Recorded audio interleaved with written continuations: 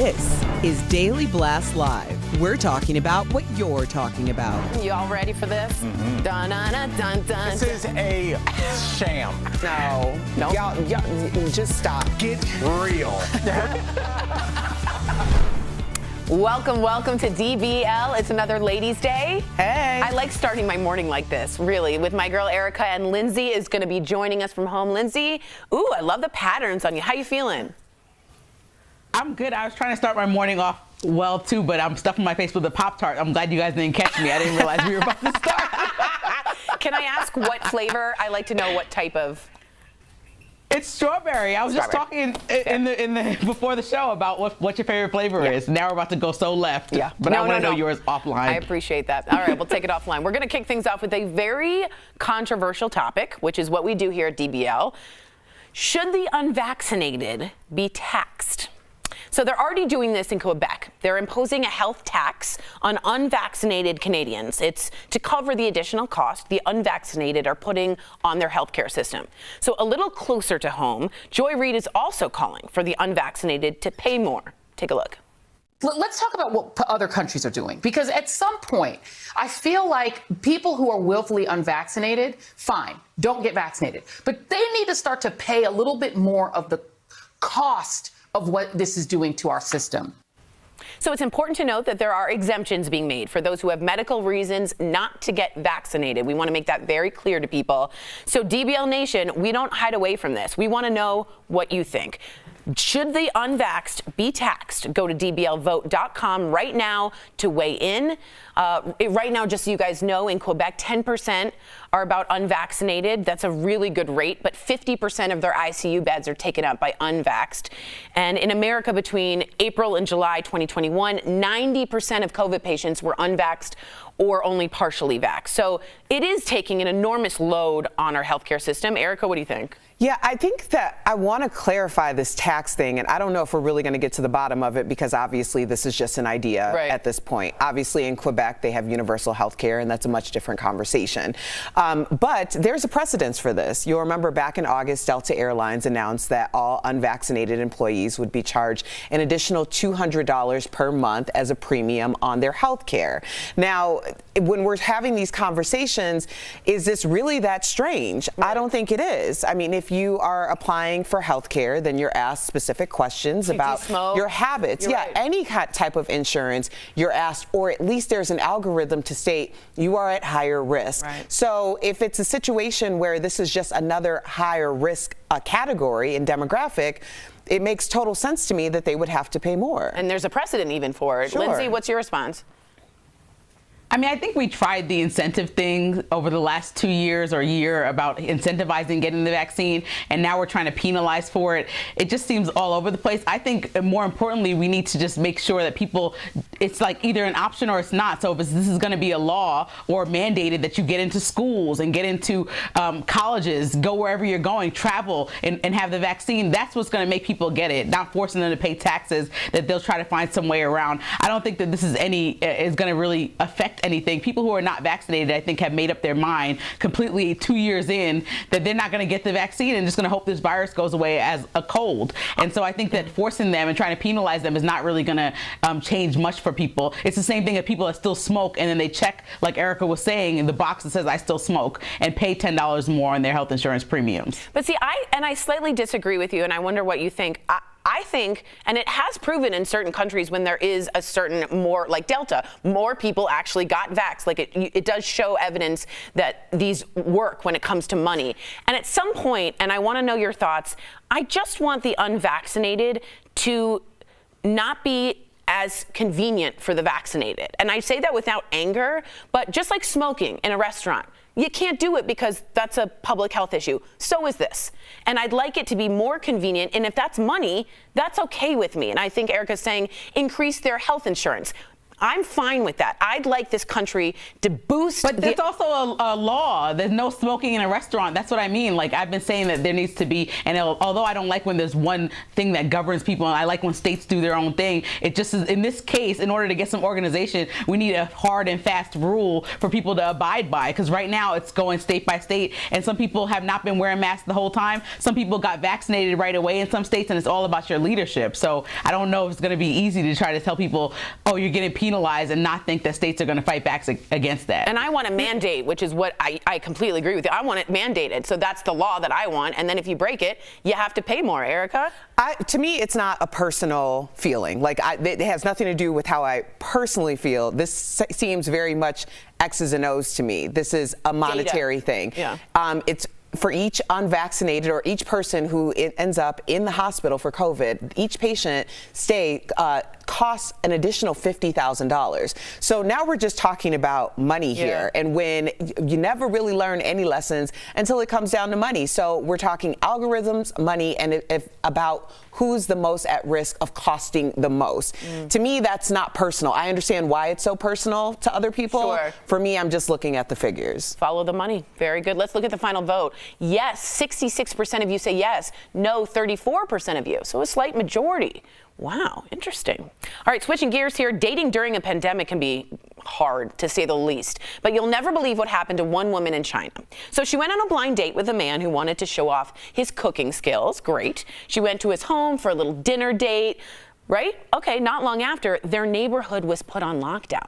She's been stuck there ever since. She's been posting about it, and so far, it does not look like they've matched. She reportedly told a local newspaper about it, saying, quote, besides the fact that he's as mute as a wooden mannequin, everything else is pretty good, despite his food being mediocre. He's still willing to cook, which I think is great. End quote. Oh, boy. What? I don't want to get off topic here, but I'm just going to put a PSA out there.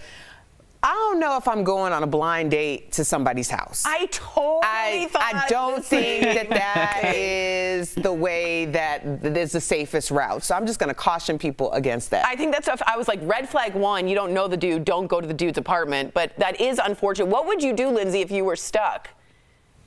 Well, the funny thing is that I actually know somebody, similar situation happened. They were dating them, just started dating them, and they went and they found out they had COVID when they were trying to fly home. And so they either had to get a hotel for 2 weeks or stay with this person they just started getting to know. Ooh. And luckily the person was kind enough to be, you know, genuinely nice about it. Like, stay, that doesn't mean they're a love match. She just stayed there for 2 weeks and it worked out. But like, the rude thing to do would be get out of my house. But that's real sometimes. I mean, this girl's reporting live about what he's doing. Like, who knows if you want that much company? I might not want somebody in my house that I just started dating for 2 weeks straight. That's like really intense. So, we need an update on your friend. Yeah, is everything good?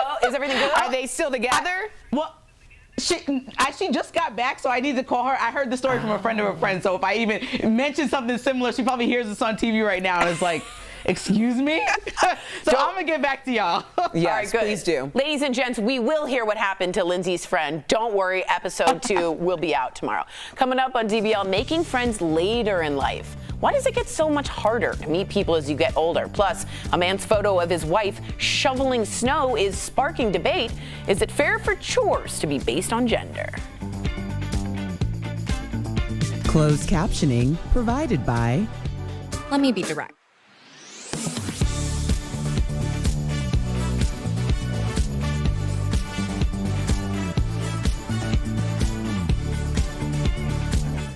What's up, everybody? I want to say thank you for everyone wishing me happy birthday yesterday. It was an amazingly overwhelming day for me, and I was speechless, and you know that means a lot. And even Sierra saying yes. I talk a lot, and I had no words, and it was really, really wonderful. So thank you all from the bottom of my heart. Thank you. I really, really appreciate it. Okay, so a lot of people are saying a lot of people just tested positive. Just read unvaxxed cop deaths were high last year. And also, Macron, Prime Minister or President of France? I think President. I think President as well, had said this. And I really like this, and I want to know if you think I'm being too far and too personal. He said, I want to make life uncomfortable and inconvenient for the unvaccinated. And I didn't think that was a problem. I thought that was really the only way to get us to get over this thing. And I don't know if that comes across as mean or cold, and I don't know. What do you think about that? I have a very different theory on this because, obviously we've been having this conversation for a year at this point because most people started getting vaccinated around this time last year. And although I have personal reasons to have made my personal choice, I also understand that other people have had personal reasons to make their personal choice. Now, when I think about what is the most effective to sway someone's opinion, me saying and putting on some pedestal about how I feel they should change their minds, even if I have stats and science and facts and figures behind it, might as well be the same thing as being like, never get vaccinated. Because for people who are so pro-vaccination to hear, or for people who are anti-vax, for them to hear someone pro-vaccinated say something to try to make them change their minds is only going to make them stand in their truth more. I think feel like it's not a personal decision. It's a public decision. Yeah, but I'm saying, I know you mean.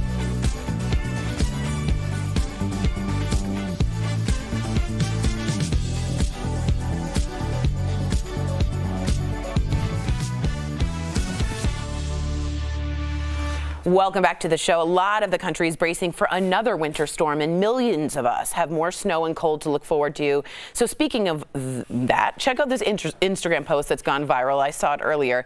A Canadian man, I think he's a politician, posted this photo showing his wife shoveling their driveway. He commented, "Even after a 12-hour night shift at the hospital last night, my wife still has the energy to shovel the driveway. God bless her and all our frontliners. Time to make her some breakfast." Now, the post has sparked an online debate. Who should shovel the snow, and are certain chores more appropriate for men versus women? Lindsay, did you see this? What did you think? Talk to me. When I first saw this, I was like, oh no. Because for me, that would not be me. I'm not going to be. But I read more into it, and the woman said that she had a long day. She was wearing an N95 all day, and she really wanted to be out with nature. Shoveling was a good exercise for her, and so she really chose to do this. So I'm never going to tell somebody to not do what they want to do. But if my husband was standing outside the window taking photos of me, to me, shoveling's hard. I grew up in New York where it snows every winter, and I never saw my mom pick up a shovel. And my mom does a lot. She does a lot, but I've never seen her pick up a shovel. And so, I just personally wouldn't do this, and I definitely wouldn't hope that somebody's not taking a picture of me doing it if I had to, because that means worst came to worst. Yeah, and posted and you're being ridiculous for not coming out there. Right, and posted I don't know what that situation is. What do you think, Erica? I don't think that chores are gender specific. That being said, the reason why Lindsay never saw her mother pick up a shovel is because she has a father and a brother, and if my husband's home, I'm not picking up the shovel. I'm also going to let him know that I went to the grocery store and there's a lot of groceries in the car. After that first round of bringing those groceries in, there's just certain things where I'm like, why am I doing this? That being said, if there was an elderly person or someone who needed assistance in some way and I was more able-bodied or it wasn't going to be as strenuous for me, then I am going to put myself in that role. But if there's heavy lifting and my husband's around, that's going to sit there until he picks it up. And is that because that's just tradition for you, or is that because it's heavy? Why would I pick that up if this man who's stronger than me can do that with less strength? And then on top of it, yeah, go ahead. Please. Are you trying to say that you are cool with this? You want to go shoveling outside and Brooks can just watch you and take a video? Absolutely not. No, I would actually be so mad. And I not only agree with all of you, but what I think was so weird is posting it, being after her 12-hour day. Right. God bless our frontline workers shoveling in the freezing cold. Yeah. And I believe, we can look this up, I believe he is on a local commission or council. And it's really, you couldn't do something in your job to actually help the frontline workers?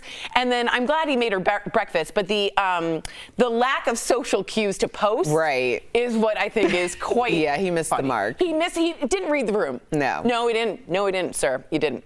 Coming up on DBL, is it nearly impossible to make friends as you get older? We're going to talk about it next. Stay tuned.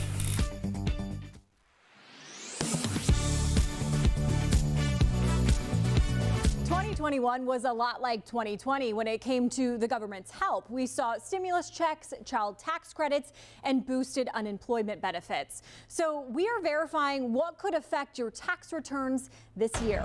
Our sources for these answers are CEO of Alloy Wealth, Mark Henry, and the IRS. The first question, if you received an advance child tax credit, could that affect your tax returns? They qualified based off of 2020, but if they made more money in 21 when they actually file their taxes, they may get a surprise. They may actually owe money back to the IRS because they received that tax credit but got a raise. According to the IRS, in 2021, the American Rescue Plan increased the child tax credit for families who qualified. However, Henry says if you received more money in 2021 than the IRS was estimating you would make, then you might have to pay some of it back. Next, if you worked from home, can you claim that as a home office? According to the IRS, unless you are self-employed, you cannot write off home office expenses as deductions. Unless you're self-employed, you cannot do that. And finally, will the new tax brackets released by the IRS affect your taxes? According to the IRS, income tax brackets and the standard deduction have been adjusted to reflect inflation. The actual tax brackets themselves, this is a good thing, they went up a little bit. So they went up anywhere from 1% to 3%. So depending upon your deductions, how much you end up taking out of your check, some people, that let's say you didn't get a raise and you're going to make the same income as you made last year, you may not have to take out quite as much during the year. According to the IRS, this went into effect for 2022, so you won't see this on your tax returns this year. You'll see it affect the taxes you file in 2023. With your Verify, I'm Megan Bragg.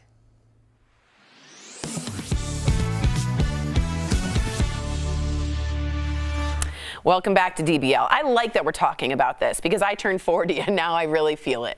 Ever wonder why it's hard to make friends? It hasn't even been 24 hours. Been 12, okay? And I feel it. You know I feel things hard. Why is it so hard to make friends in midlife? Now, according to one study, the average age we meet our best friends is 21. Typically, Americans only spend 41 minutes a day socializing, and it's estimated that it takes more than 200 hours over 6 weeks for a stranger to grow into a close friend. So I do want to disclaim that I think the pandemic has made this infinitely harder, way harder to socialize and meet people, right? But have you guys tried to make good close friends as an adult? Like, what's going on with your friendships and social life, Erica? Oof. Friendships are difficult. I know. I mean, interpersonal relationships are difficult in general. I think with friendships, though, as you evolve as different people and you make different choices, like some of you are married, some of you have children, there's different lifestyles that you're leading. And I think you really have to define what friendship means to you at this phase of your life. So for that reason, yes, it does make it more complex. But if you're open to the idea that as you evolve, maybe you're going to connect with people who are more in line with where your life is right now, then I think that making a friend is easier to do. Oh, interesting. So what are you looking for in friendship right now? Lindsay, what do you think? And you're my friend, right? I just think... I'm joking. Yeah. So I just think that, you know, I think that people are more agreeable like in their 20s and, you know, worried about being more of a people pleaser versus like I have a grandmother and a great grandmother and they, as you get older, just say whatever's on your mind, you know, maybe a little bit rude, a little bit like don't care about what people think. And I think as you get into that space, as you get older and more confident in just being you, it's like, well, I'm surrounding myself with people who are okay with just me being frank and honest, and like I think a lot of people just go separate ways rather than be around other people just to be agreeable. And I think that that's just like the firmness of just like getting older. You know, people just are. That's why they say you get set in your ways. That's a saying that's used a lot because you just kind of do. You just are who you are, and it's like accept it or don't. I feel like of most of my friends that are, you know, past 30, it's kind of like, this is me. Yeah, which I appreciate because I want to know the real person, and as I've become 40, I really start to feel that deeper and deeper in these hours. But I also think it's interesting because I don't have kids, and I know that a lot of parents find friends because their kids are friends. Right. And that's a really great social way to do it. And it's a little bit harder if you don't have kids to find, I mean, it's just, you don't have that in. You know, like you find friends in high school because it's just like you're in math class with them all the time. There's no in. Yeah, you know, just the lifestyle choices that we've all made, it really does impact friendships. Yes. You know, I have friends in their 30s, 40s, 50s who are like hang out, like we'll go vacation together type friends.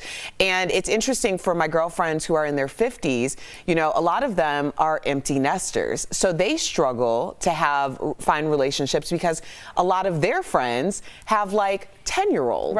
You know, so the lifestyle is different. And then it's like, do you change your lifestyle because your friend has changed their lifestyle? Like there has to be this kind of like ebb and flow. Yeah, totally. And it's funny because I was talking to my... And I think you can meet people halfway.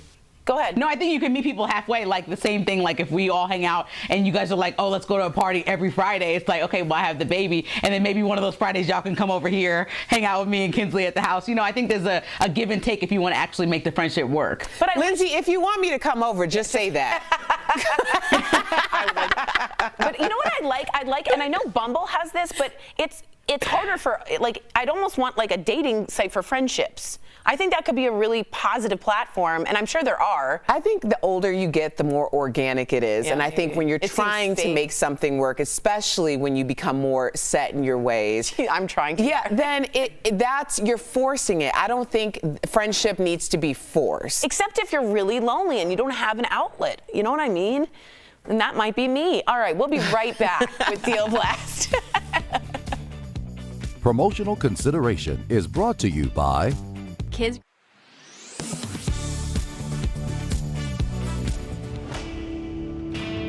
The CDC says Omicron is now the dominant COVID strain in the U.S., causing surging metrics on par and even surpassing last year's peak. Testing is subsequently in high demand with low supply in some areas. You certainly don't want to waste a hard-to-get at-home test. So let's verify. Is it true the optimal time to test for Omicron is 5 days after exposure for most accurate results?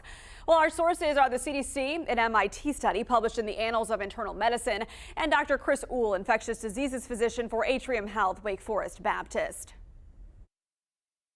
The time to test following an exposure to COVID is roughly 3 to 5 days. For both Delta and Omicron, probably closer to 3 days makes more sense because the virus is more transmissible and it tends to cause infection faster. So yes, testing 3 to 5 days after exposure is best, and that's a slight difference from the 5 to 7 days health experts recommended in 2020 and early 2021 before Delta and Omicron entered the picture. And timing is key. A 2020 MIT study looked into the probability of a false negative on a COVID test. On the first day after a probable exposure, the likelihood of a false negative was 100%. That percent decreased with each passing day. And the CDC has updated its isolation and quarantine guidelines for Omicron, saying the science shows transmission occurs 1 to 2 days prior to symptom onset and in the 2 to 3 days after. So in all exposure scenarios, whether you're vaccinated or not, the CDC suggests you test on day 5 after coming in contact with someone with COVID.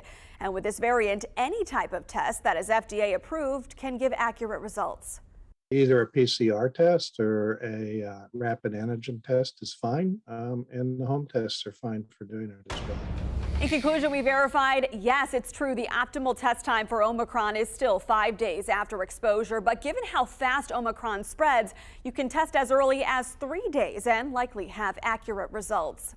With your Verify, I'm Megan Morales.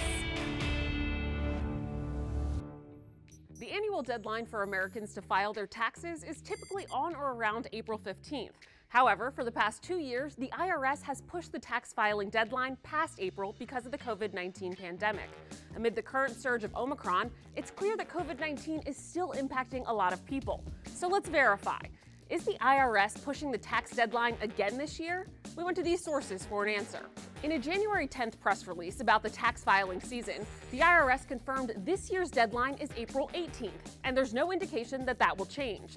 That date was also confirmed by TurboTax and CPA Practice Manager, a resource magazine for accounting and tax professionals. According to the IRS, April 18th is also the deadline for individuals to request an extension. If the extension request is granted, their new deadline would be October 17th. With your Fast Fact, I'm Adiande Till.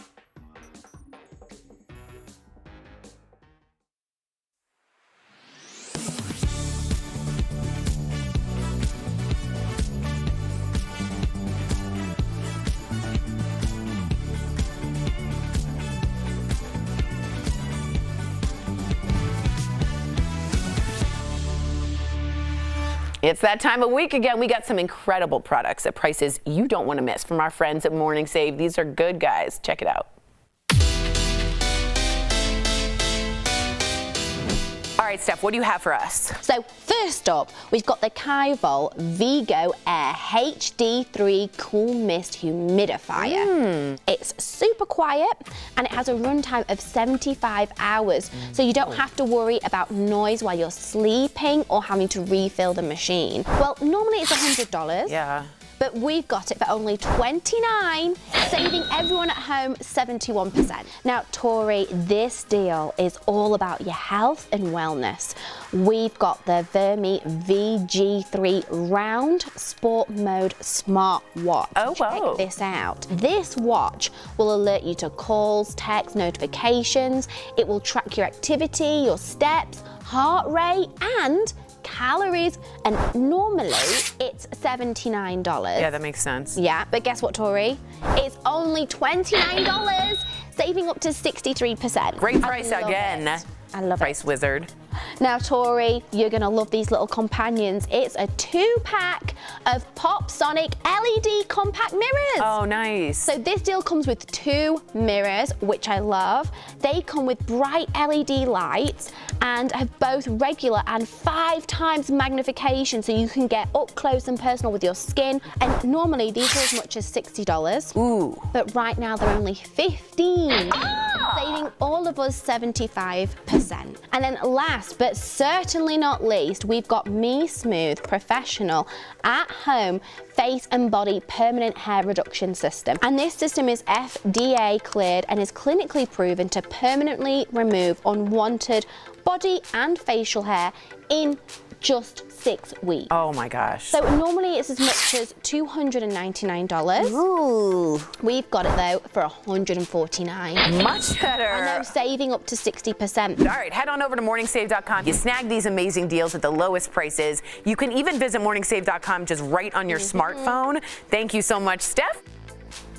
So before we go, we want to mention the passing of a 60s music icon. Ronnie Spector has died at the age of 78.